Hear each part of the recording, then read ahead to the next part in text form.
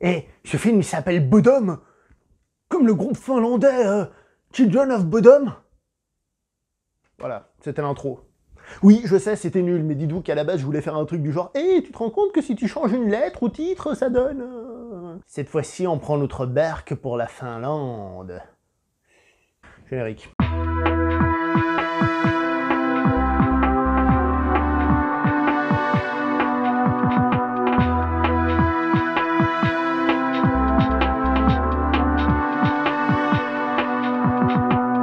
Bonjour à vous les cinéphiles et bienvenue pour cette vidéo, cette critique poussiéreuse, puisqu'on va parler d'un film finlandais sorti en 2016. Et alors là, je vais lire complètement, comme d'habitude, mais là c'est encore pire que d'habitude, puisque les noms finlandais sont parfois un petit peu compliqués.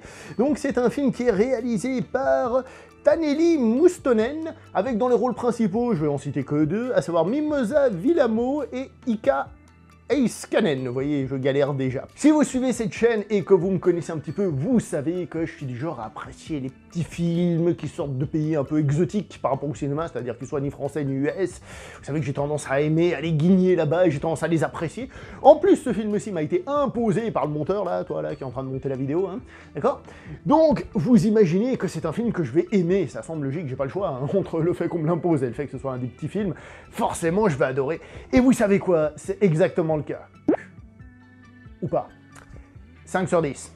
J'ai trouvé ça pas terrible. Je suis encore gentil, 5 sur 10, parce que c'est un petit film, un petit budget, voilà. Mais c'est pas un film que je recommanderais personnellement, pour pas dire absolument pas du tout. Donc on peut dire que ce film, c'est de la bonhomie. Je pense qu'il manque pas mal de choses à ce film, mais ce qui manque le plus, c'est peut-être... du malaise, de la peur, enfin quelque chose quoi, merde. On va commencer par parler des acteurs dans ce film, pour dire que oui, ils sont pas terribles, oui, c'est pas génial, oui, c'est pas ouf. Alors le fait que ce soit dans une langue qu'on n'a pas l'habitude, peut-être influe aussi sur la manière de jouer, la manière de parler, etc., pour quelqu'un comme moi qui n'a pas l'habitude du cinéma finlandais, mais en tant que tel, honnêtement, j'ai trouvé que les acteurs étaient mauvais. Alors, avec les acteurs, c'est toujours un peu compliqué, parce que tu te dis, qu'est-ce qu'un acteur de meilleure qualité aurait pu faire? Bah, il aurait eu plus de présence, mais ça c'est une question de gueule, pas une question d'interprétation. Il aurait peut-être mieux géré son texte, avec les pauses, les trucs, les machins et les émotions, certes. On sait que les films d'horreur sont souvent tournés par des jeunes, des adolescents, parfois plus expérimentés, parfois beaucoup moins. Là, on a l'impression qu'ils sont beaucoup moins expérimentés, et disons les choses comme elles sont, c'est pas génial à tous les niveaux. Les principaux s'en sortent un petit peu mieux, mais en règle générale, c'est pas oufissime, soyons honnêtes. Ça sort un peu du film. La mise en scène en elle-même, bah là aussi, il n'y a pas grand chose à dire. Faut dire les choses comme elles sont, c'est pas... Il n'y a rien de spécial, il n'y a rien à en tirer. Il y a quelques plans sur le lac en lui-même, parce que donc Bodom c'est un lac autour duquel il y a eu des meurtres dans les années 60, hein, quelque chose d'assez sanglant qui a marqué un peu l'esprit finlandais. Et ce film ne se passe pas dans les années 60, mais c'est des jeunes qui essayent de recréer le truc, voilà. Je mélange comme d'habitude. Donc les plans sur le lac, eux, sont plutôt bien faits, parce que c'est dans le noir, il y a vraiment quelque chose qui se dégage. À chaque fois qu'il y a le lac, il y a des plans intéressants, que ce soit le lac filmé avec cette espèce de brume comme ça, qui lui donne une espèce de caractère, il y a un moment où on a quelques plans sous-marins, on va dire d'une certaine manière. Ça aussi, c'est plutôt bien fait. Tout ce qui touche au lac, dès qu'on a un plan sur le lac en lui-même un peu travaillé, là ça fonctionne pas trop mal. Pour le reste, c'est vraiment passe-partout. Pour ce qui est de la mise en scène, en règle générale, il y a un manque de qualité sur un truc qui est assez évident, c'est la lumière dans le film. Donc le film se passe de nuit, dans une forêt, donc en théorie dans le noir complet, sauf si évidemment t'éclaires avec du feu, des lampes de torche ou des trucs comme ça. Évidemment au cinéma on rajoute de la lumière pour permettre qu'on voit un peu les personnages, mais là la lumière elle est vachement forte. Et là où c'est assez rigolo, c'est que les personnages ils se baladent avec une lampe torche, et la lumière est tellement forte qu'en fait la lampe torche elle éclaire que dalle. Ils se baladent, tu vois, qu'ils allument, et en fait ça éclaire pas assez. Donc ça manque peut-être aussi à ce niveau-là, peut-être un côté plus sombre aurait pu donner une sensation d'une certaine manière de claustrophobie, de peur, du danger qui pourrait sortir de partout. Mais c'est aussi un défaut, en règle générale, de la mise en scène, on n'a pas peur justement d'un danger quelconque aux alentours, on se dit pas « ouh, ça va sortir, ça va péter ». C'est un peu dommage. Lorsqu'il arrive au film d'accélérer un petit peu, alors là, il y a une réalisation qui est un peu plus dynamique, un petit peu plus clipesque, mais encore une fois, rien de spécial avec lequel on ressort complètement transcendé. Le scénario et les fameux adolescents cons dans les films d'horreur.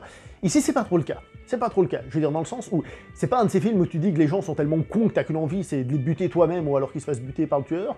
Là, ici, il y a des situations très connes, des moments où les gens font des choses, mais tu dis, mais pourquoi vous faites ça? Mais c'est idiot que vous fassiez cela. Mais comment vous dire ça? C'est pas que les personnages en eux-mêmes ont l'air idiots, c'est juste que c'est presque des décisions qu'ils ont prises avant ce qui se passe réellement dans le film, où tu te dis, mais c'est idiot d'arriver à cette conclusion-là. Vous voyez, c'est pas tant que, ouais, il y a un tueur si on se séparait, c'est pas ce stéréotype-là, mais c'est plutôt, mais pourquoi est-ce que vous vous retrouvez là à ce moment-là, quoi? C'est un peu complexe, j'essaye de vous l'expliquer sans vous raconter le film, comme d'habitude. C'est pas dérangeant au point que t'as envie de leur coller des claques, mais par rapport à l'histoire du film, tu te dis, ouais, non, mais attends, mais là, ouais, non, là, c'est tiré par les poils du cul, quoi, quand même, quoi. Et si t'es très poilu du cul, ça fait mal, quoi. Je vais vous donner un exemple qui est pas le pire, mais comme c'est le début du film, ça va peut-être vous parler. Au début du film, on a donc des adolescents qui vont faire une partie de camping, justement, autour de ce lac Bodom, pour recréer les situations de l'assassinat, machin truc. Et là, tu te dis, mais quel est l'intérêt de faire ça, quoi? Je veux dire, faire une espèce de soirée Halloween, enfin, je veux dire... C'est quoi le délire? Je sais pas, enfin, moi ça me paraît une idée totalement stupide et débile, mais bon, bref, voilà. C'est pas le pire qu'il y a dans le film, mais celui-là je peux vous le dire sans autre. Le scénario en lui-même peut être divisé en 3 phases, et il a une petite qualité, c'est que je trouve on tombe pas forcément dans le schéma hyper classique, mais les 3 phases n'ont rien d'extraordinaire, aucune. Il y en a une qui est un petit peu plus intéressante. Donc la première phase met un petit peu de temps à se mettre en place, hein. Il faut à peu près une demi-heure pour qu'enfin ça commence, hein. C'est la phase peut-être la plus classique, la plus quelconque, qui fonctionne moyennement. Ensuite, il y a la deuxième phase, donc il y a une espèce de changement de situation, qui, sans être extraordinaire, sans être prenante, sans faire flipper, sans faire quoi que ce soit, a eu au moins l'intérêt, ben justement, de m'intéresser. C'est-à-dire que, en regardant ce film, au moins là, j'étais intéressé par ce qui se passait. Pas que c'était ouf, mais je me disais, ah bah tiens, je me demande comment ça va finir, comment ça va aller, là.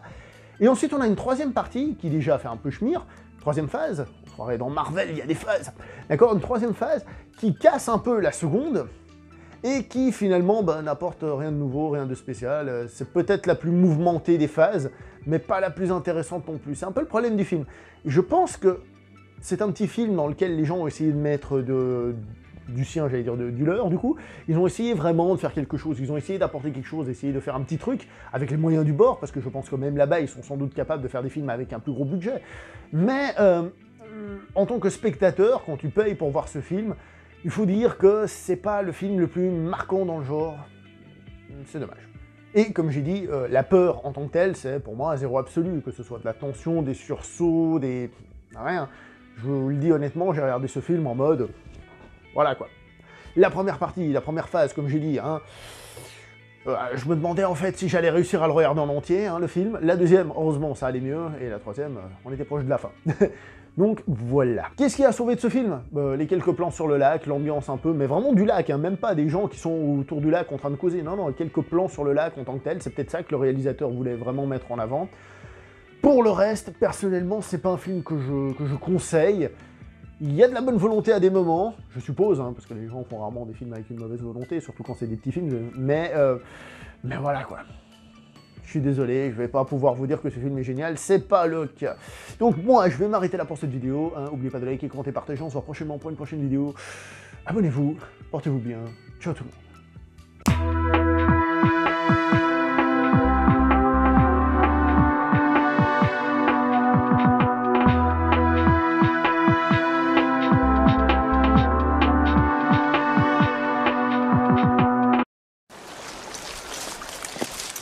Les dernières nouvelles, 2 plus 2, ça fait toujours 4.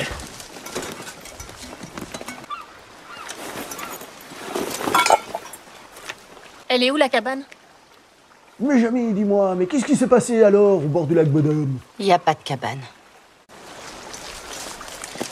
C'était en 1960 pendant l'été. Cacahuètes salées, pas cher, qui veut, c'est pas cher.